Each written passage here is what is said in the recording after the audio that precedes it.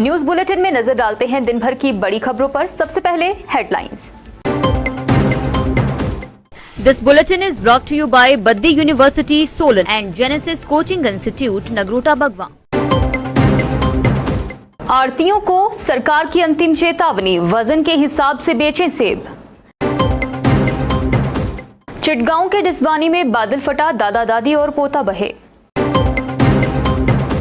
Denotify पाठशालाओं का staff दूसरे स्कूलों में शिफ्ट करने के आदेश।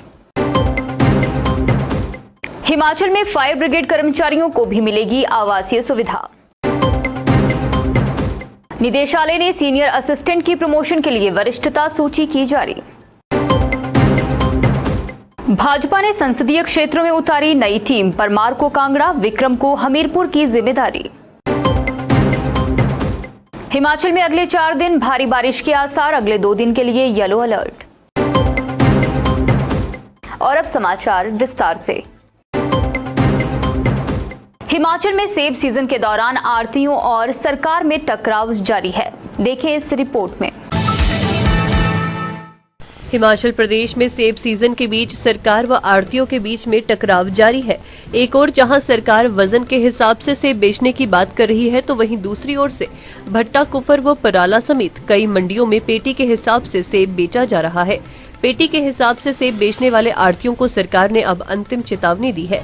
शनिवार को शिमला में पत्रकार वार्ता के दौरान बागवानी मंत्री जगत सिंह नेगी ने कहा कि आड़तियों को अब 1 दिन का समय सरकार देगी। इसके बाद भी अगर आड़ती किलो के हिसाब से सेब नहीं बेचते हैं तो फिर उनके खिलाफ कानूनी कार्रवाई की जाएगी। आड़तियों को लीगल नोटिस थमाकर उनके खिलाफ कड़ी कार्रवाई होगी। वजन के हिसाब से सेब नहीं बेचने वाले आड़तियों को मंडियों से बाहर किया जाएगा।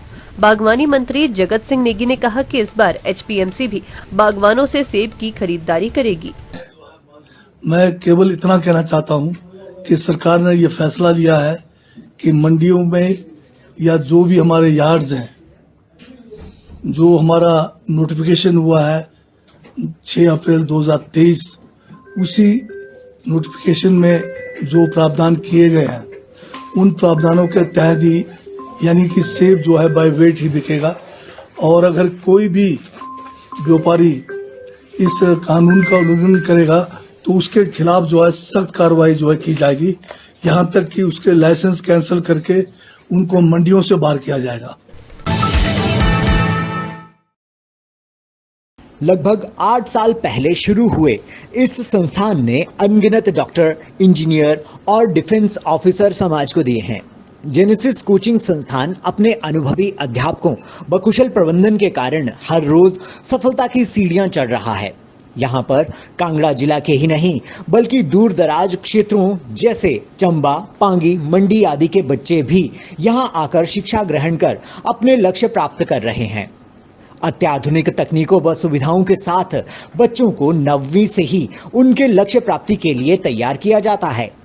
बच्चों को बोर्ड परीक्षा के साथ साथ कॉम्पिटिटिव परीक्षाएं जैसे नीट, जेईई, एनडीए, एनटीएससी, एसटीएससी व ओलंपियाड आदि की तैयारी भी करवाई जाती है। अति प्रतिभाशाली व जरूरतमंद बच्चों को उनके गंतव्य तक पहुंचाने के लिए संस्थान द्वारा सुपर 30 बैच का शुभारंभ भी किया जा रहा है, जिसमें बच्चों को निशुल्क कोचिंग व आवासीय सुविधाएं प्रदान की जा रही हैं। ये कार्यक्रम संस्थान के दोनों केंद्रों नगरोटा बगवा व पालमपुर में चलाया जा रहा है।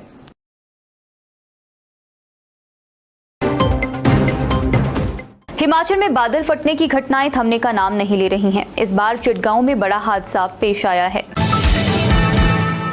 रोहडू के मलखून के बाद चिटगांव तहसील के डिसवानी गांव में शुक्रवार देर रात व शनिवार सुबह 3 बजे बादल फट गया, जिससे लैला नाला में बाढ़ आ गई। लैला नाला के साथ लगते क्षेत्र में एक जगाटी गांव के रहने वाले रोशन लाल व उनकी पत्नी भागा देवी कई साल से ढाबा चला रहे थे। उनके साथ उनका पोता कार्तिक भी ठहरा हुआ था। लैला नाला में बाढ़ आ गई, जिससे उनका ढाबा भी बच नहीं पाया। बाढ़ आने के बाद जब तीनों की खोज खबर लोगों ने लेनी चाहिए तो ढाबा बह चुका था और तीनों लोगों का कहीं भी अता पता नहीं चल रहा है, जिसके बाद बह जाने की संभावना के चलते एसडीएम रोहडू सन्नी शर्मा ने तीनों को तलाशने का सर्च अभियान छेड़ दिया है। हिमाचल सरकार ने 15 जुलाई को 117 स्कूल डिनोटिफाई किए थे। अब वहां का स्टाफ दूसरे स्कूलों में शिफ्ट किया जा रहा है। प्रदेश सरकार द्वारा गत दिनों डिनोटिफाइड स्कूलों से सरप्लस स्टाफ को संबंधित जिला के दूसरे स्कूलों में एडजस्ट किया जाएगा। उच्च शिक्षा निदेशालय ने शनिवार को डिनोटिफाइड हुए स्कूलों से सरप्लस स्टाफ को जिला के दूसरे स्कूलों में एडजस्ट करने के आदेश सभी जिला उपनिदेशकों को जारी किए हैं। निदेशालय ने सभी शिक्षा उपनिदेशकों को आदेश किए हैं कि 15 जुलाई को 39 मिडिल स्कूलों को प्रदेश सरकार ने डिनोटिफाइड किया है। इसके बाद इन स्कूलों में काफी सरप्लस स्टाफ कार्यरत था, जिसमें मुख्य रूप से चपरासी, डेली वेजर आदि शामिल है। स्कूल बंद हो जाने से इन कर्मचारियों के पास अब काम नहीं है। इसके चलते जिला उपनिदेशक इन्हें जिला के अन्य स्कूलों में खाली पदों पर एडजस्ट करेंगे। सीएम सुखविंदर सिंह सुक्खू ने फायर ब्रिगेड कर्मचारियों के लिए बेहद खास घोषणा की है। अग्निशमन विभाग के कर्मचारियों को सरकार की ओर से आवासीय सुविधा प्रदान की जाएगी। इसके लिए राज्य सरकार की ओर से 9.80 करोड़ रुपए का प्रावधान किया गया है। मुख्यमंत्री ठाकुर सुखविंदर सिंह सुक्खू ने शनिवार को 10 अत्याधुनिक अग्निशमन वाहनों को हरी झंडी दिखाकर रवाना किया। इस दौरान उन्होंने ये जानकारी दी। मुख्यमंत्री ने बताया कि 10 अत्याधुनिक अग्निशमन वाहनों में फोम बनाने वाली मशीनों की सुविधा है, जिससे सामान्य आग और तेल से लगने वाली आग दोनों पर ही इसमें प्रभावी ढंग से काबू पाया जा सकता है। इसके साथ ही राज्य में अब अग्निशमन वाहनों की संख्या 230 हो गई है। इस अवसर पर उन्होंने कहा कि राज्य सरकार लाहौल स्पीति के काजा, जिला चंबा के किलाड़ और जिला हमीरपुर के नादौन में 3 नए अग्निशमन उपकेंद्र खोलेगी। इसके अतिरिक्त शिमला जिला के देहा में एक नई अग्निशमन चौकी खोली जाएगी। निदेशालय ने सीनियर असिस्टेंट की प्रमोशन के लिए वरिष्ठता सूची जारी कर दी है। 3 सप्ताह में निदेशालय में आपत्तियां दर्ज करवाई जा सकती हैं। उच्च शिक्षा निदेशालय ने सीनियर असिस्टेंट पद पर कार्य कर रहे कर्मचारियों की प्रमोशन प्रक्रिया को शुरू कर दिया है। शिक्षा विभाग में कार्यरत इन सीनियर असिस्टेंट को प्रमोट करके अधीक्षक ग्रेड 2 पद के लिए प्रमोट किया जाना है। शुक्रवार को विभाग ने इनके प्रमोशन को लेकर अधिसूचना जारी की थी। वहीं अब शनिवार को विभाग ने सीनियर असिस्टेंट की प्रमोशन के लिए अस्थायी वरिष्ठता सूची भी जारी कर दी है। इस अस्थायी सूची में प्रदेश के 347 सीनियर असिस्टेंट शामिल है। निदेशालय ने सभी जिला के प्रारंभिक व उच्च शिक्षा उपनिदेशकों को आदेश जारी किए हैं कि सीनियर असिस्टेंट की वरिष्ठ सूची के संबंध में उम्मीदवारों की आपत्तियां 3 सप्ताह में दर्ज कर सकते हैं। इसके बाद इस प्रमोशन प्रक्रिया को आगे बढ़ाते हुए निदेशालय द्वारा फाइनल मेरिट लिस्ट तैयार की जाएगी। हिमाचल भाजपा ने अब संसदीय क्षेत्रों के लिए भी टीमें उतार दी हैं। जिला अध्यक्षों एवं महामंत्रियों के बाद भाजपा ने चारों संसदीय क्षेत्रों के लिए भी नई टीमें बना दी है।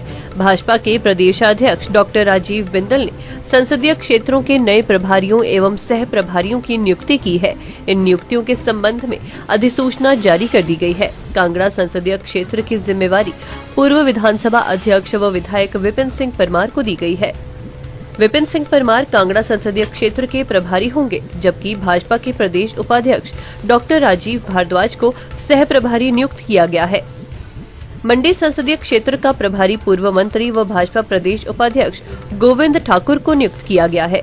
भाजपा प्रदेश सचिव विनोद कुमार को सह प्रभारी नियुक्त किया गया है। वहीं हमीरपुर संसदीय क्षेत्र का प्रभारी पूर्व मंत्री एवं विधायक विक्रम सिंह ठाकुर को नियुक्त किया गया है। Paddi University, situated at Asia's largest pharmaceutical hub. Hello everyone, my name is Riya Sharma.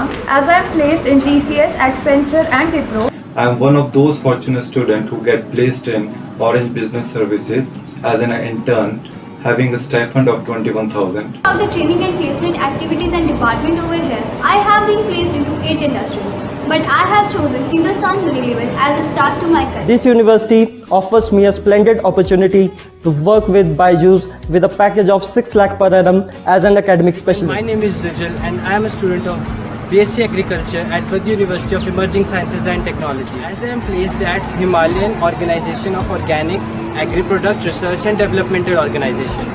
Hi, my name is Pankaj Thakur, working at BYJU'S with a package of 6 lakh per annum as an academic specialist. I would highly recommend you to join this university for a bright career. Thank you so much. We have provided 100% placements. Get guaranteed placement. Over 300 plus corporates have hired. Various outdoor facilities. sports activities at International Cricket Academy.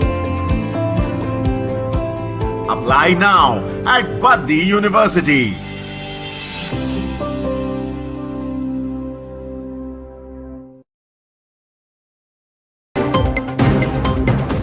Himachal पर बरसात के अगले 4 दिन भारी पड़ सकते हैं। मौसम विभाग ने ऐसा पूर्वानुमान लगाया है। देखें ये वेदर रिपोर्ट। हिमाचल प्रदेश में बारिश का कहर लगातार जारी है। मौसम विभाग केंद्र की ओर से प्रदेश के कई भागों में 4 दिनों तक भारी बारिश का येलो और ऑरेंज अलर्ट जारी किया गया है। 23 व 24 जुलाई के लिए येलो, जबकि 25 और 26 जुलाई के लिए भारी बारिश का ऑरेंज अलर्ट जारी हुआ है। इस दौरान राज्य के अधिकतर भागों में बारिश की संभावना जताई गई है। प्रदेश में 28 जुलाई तक मौसम खराब बना रहने के आसार है। प्रदेश में बारिश के कारण कई सड़कें ठप हैं, तो कई सिंचाई व वाटर स्कीमें भी प्रभावित हुई हैं। आपदा प्रबंधन विभाग की तरफ से नुकसान का आकलन किया जा रहा है। चलते चलते में कुछ और बड़ी खबरें। केंद्रीय टीम ने माना बारिश से हिमाचल में हुआ भारी नुकसान। मुख्य सचिव के साथ हुई बैठक। पंचायतों में करेक्ट करवाएं अपना नाम, 15 दिन का मौका। 3615 पंचायतों में ठीक की जाएगी नामों की अशुद्धियां। लाहौल स्पीति के लोगों ने आपदा राहत कोष में दान किए 6 करोड़। सीएम से मिला लोगों का प्रतिनिधिमंडल। आपदा निधि के लंबे 315 करोड़ जारी करे केंद्र सरकार। मुख्यमंत्री सुखविंदर सिंह सुक्खू ने उठाई मांग। न्यूज बुलेटिन में आज के लिए बस इतना ही। देखते रहिए Divya Himachal TV. Divya Himachal presents Goyal Motors Himachal की आवाज 2023, पावर्ड बाय अर्नी यूनिवर्सिटी। माने दिलदारा असां ते तैनू रब मने। हिमाचली जूनियर और सीनियर सिंगर्स के लिए सुनहरा मौका। अगर आप भी बनना चाहते हैं हिमाचल की आवाज तो जल्दी कीजिए। ऑनलाइन ऑडिशन सिर्फ 25 जुलाई तक।